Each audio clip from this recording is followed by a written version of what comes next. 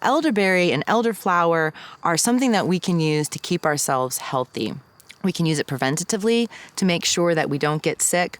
So if you are a elementary school teacher, for example, and you've got those boogery little kids around you all the time, just spreading stuff around, you might consider taking elderberry every day before you go to work to try to keep well, to not get sick.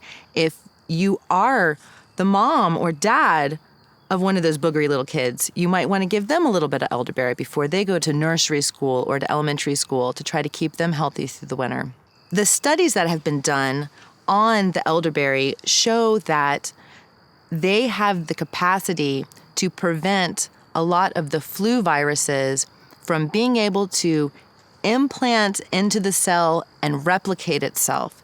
So if it's not able to get in there and start replication, this kind of cuts that virus off at the knees. And what's wonderful about elderberry and what a lot of these studies show is that even if the virus has already kind of gotten its grips on you and you're starting to come down with the flu and you're feeling really crappy, if you start taking elderberry then, it's going to shorten the duration.